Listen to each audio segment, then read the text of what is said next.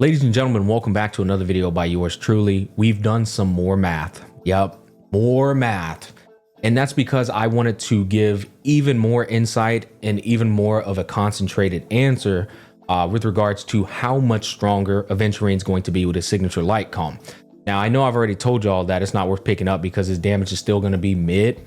But then I came to the realization that maybe my interpretation of mid isn't your interpretation of mid. Maybe you think this kind of damage is good. And if that's the case, that could be misleading because my interpretation of mid is, oh, he did 150k damage. That's not even half of my Acheron's ult. It's not even a third of my Acheron's ult. You know, that is how I view certain things, or not even half of my Imbibitor Lunay's damage. But for you, you might be thinking that's really good damage. That is worth the investment for me personally. So I wanted to provide some insight here. How much stronger is his light cone versus Gepard's light cone on the team that most people are going to be using him on? That is Ranmei, Topaz, and Dr. Ratio. I even took it a step further and I said, what if there's people out there who want to make his damage go even further? Swap the Dr. Ratio out, even though it's a dumb move. Swap the Dr. Ratio out for like a Pella or a Silver Wolf and put defensive shred on their head in conjunction with the Ranmei buff. How much stronger would he be then? Basically, if I soup this man up and I really try to focus on him doing the most damage, what are we looking at? Now, as usual, well, I'm not gonna say as usual because I just got back to doing this. We're doing it on the notepad. Okay, the Photoshop days where I used to make things look nice and presentable, we ain't doing that shit no more. It takes up way too much time. I ain't got time for all that. We're gonna give you this notepad because last time I checked, 2 + 2 still equals 4 on the notepad, on Photoshop, or on a spreadsheet. Now, with that being said, I'm gonna provide a little TLDR of the numbers for the people who just wanna look at that and take it at face value and leave. And then we're gonna get into the details after that. Let's go ahead and get into it. Okay, so just a quick little TLDR for the people who don't wanna stick around for all the details. Here's the comparison between Dr. Ratio's signature light cone, Aventurine. God damn it, I get those two confused. I don't know why, but I get those two confused a lot.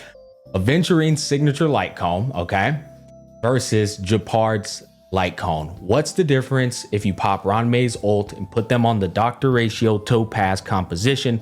What's the damage difference, okay?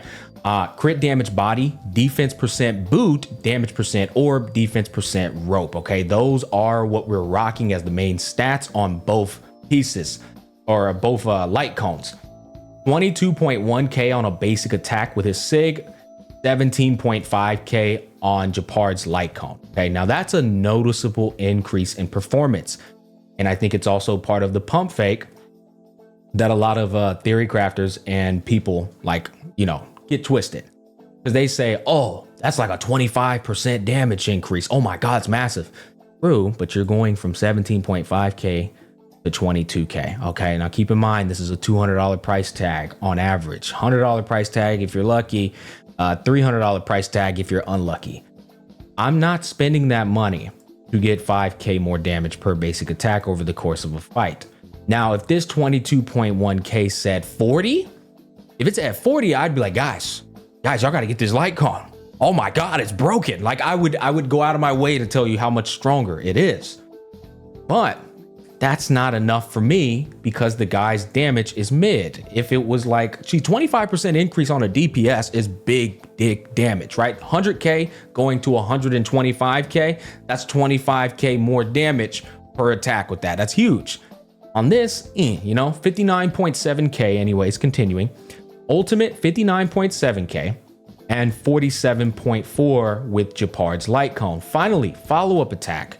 AoE wise, 4,395 times 7 versus 5.5k times 7. If it's single target, then Topaz's follow-up buff will be included. That bumps the numbers up quite a bit for the follow-up attacks. That's going to be like 42k on the Gepard light cone, and on this one it's going to be over 50k on the signature light cone. But keep in mind, Gepard's light cone, you're getting hit a lot more often, right? So Gepard's light cone could trigger an additional follow-up attack in a run, while this light cone does not, because you're not getting hit. Now, there's some lucky situations where you end up getting hit, right? But you're 100% going to get hit way more often with Gepard's light cone. So you're triggering an extra follow-up attack. You might even get an extra ult, depending on your cycle clearage. you might get an extra ult in there. And if you do, guess what? That's what I was trying to tell y'all. Gepard's Lycon could potentially rival this Lycon in performance. Potentially. Now, I don't think it will, okay? But that is worth taking note of. Now, I do want to mention one thing. We did not include Aventurine's 15% crit damage debuff when he pops his ult. Because it's kind of hard to quantify. There's scenarios where because you're rocking a defense rope, you're probably going to hostage his ult for the next cycle. So I can't quantify it. It's kind of like disingenuous to be putting that in there. Furthermore, there's some situations where you might pop Aventurine's ult and then kill the target before he even gets a chance to use his own debuff. That can happen as well. So I just left that out, but it will inflate these numbers a little bit higher. Okay, it's not anything like groundbreaking, but it will inflate these numbers a bit higher. Now, we can go ahead and get into the details. That's just the TLDR between the Gepard Lycon versus the Sig, but let's go ahead and look at what I did to get these numbers. So up here, we have 654 base defense Aventurine at level 80, and then 661 base defense Lycon at level 80. This is going to total to 1,315 base defense. We kept the numbers the same as what we did in our previous Aventurine video for the Gepard Lycon. So everything's the same. We have two main stats, the boot and the rope. Now keep in mind, not everybody is going to be able to run my Ron Mace scenario where you rock a defense boot and still go twice. So I've inflated these numbers just to try and sell you, or not sell you, help this damage dealing scenario that I'm against, that I've told y'all I think his damage is mid. I'm trying to like give him everything to show how much damage he can do. So these numbers, keep that in mind. This is with a defense boot. If you're rocking a speed boot, they're coming down. Those numbers are coming down.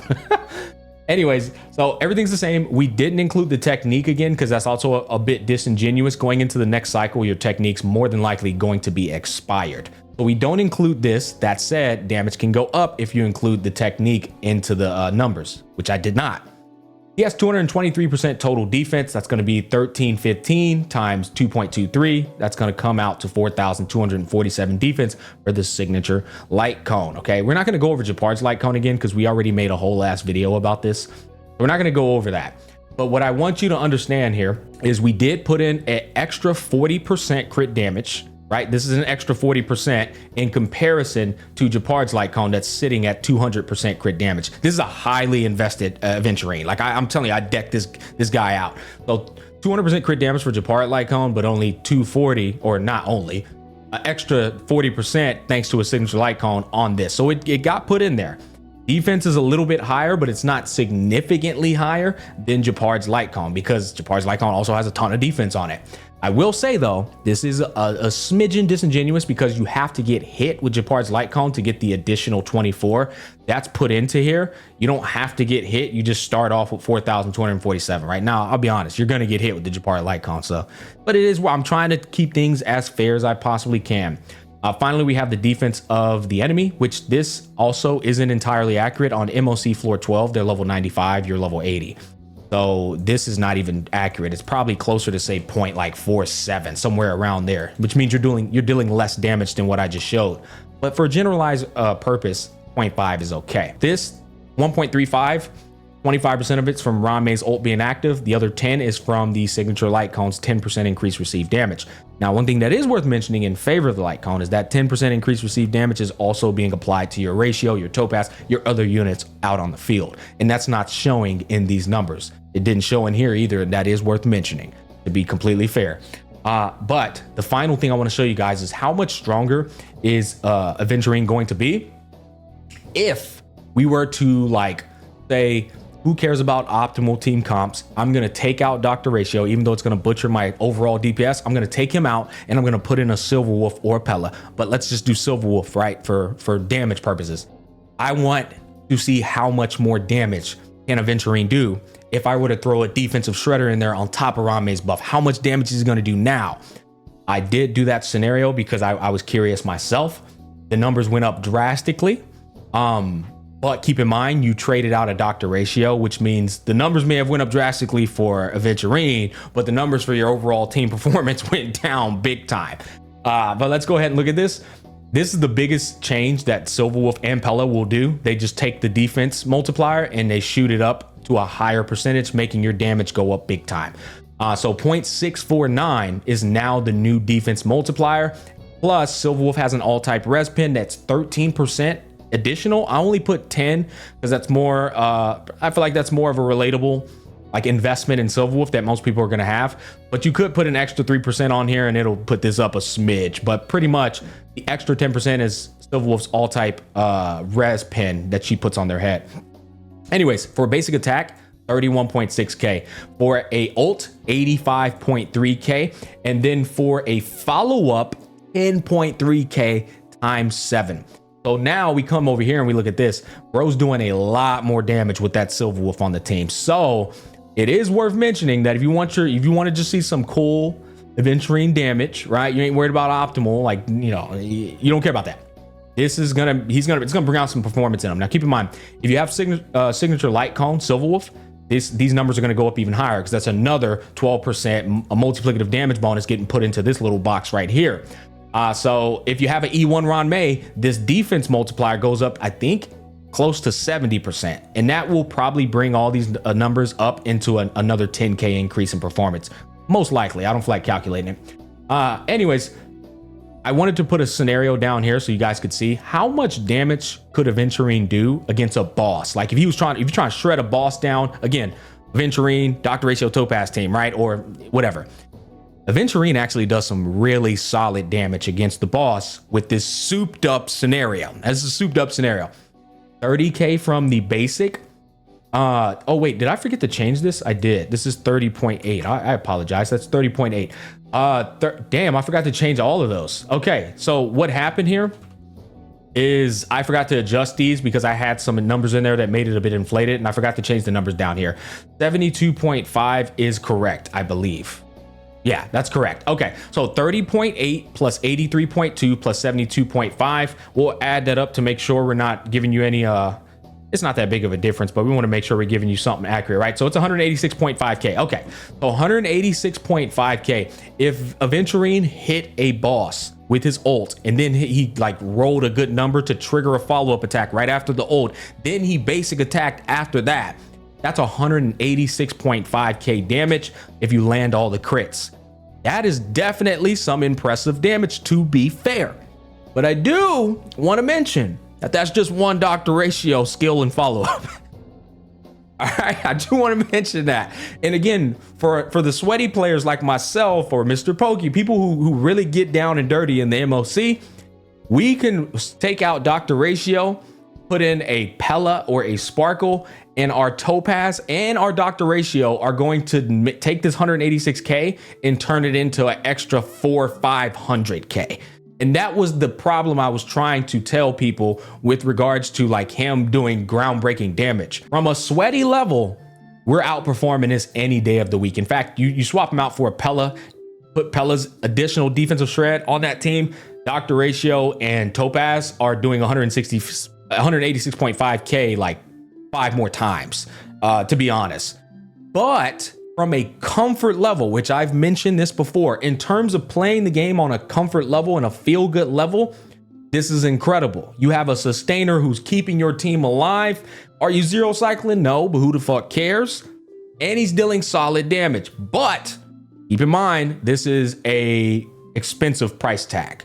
This is a signature light cone on somebody you don't need. We just got done getting butchered by Acheron and Sparkle, and then we have Boot Hill and Robin coming after him.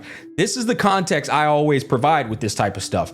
And while these other CCs are telling you to get this light cone that you absolutely don't need, you could just come over here back to this scenario, and you got my boy Gepard over here with triple defense doing pretty respectable damage, man. 45 plus 17 plus another 30k. I mean, that's solid. That's all you need. You know, again, goes back to the comfort level. You're talking about damage increase. I hate these double standards that these people do. They'll have double standards saying like, look how much more damage you're doing. And then I'm like, well, you can just swap that out for Pella or Sparkle. And then they're like, that's too sweaty. That's too hard. Well, then you just need the Gepard light cone. Make up your fucking mind. You know what I'm saying? Like, oh my God. Tone it down. You know what? Those are my thoughts. You have that information available to you. Now you know what's good. You know the damage differences and performances. We'll see what happens when he comes out. I tell you what, my math is on point at all times. So you'll see they're going to look just like these numbers if you're running these scenarios. Peace, love, and happiness. I'll catch y'all on the flip side.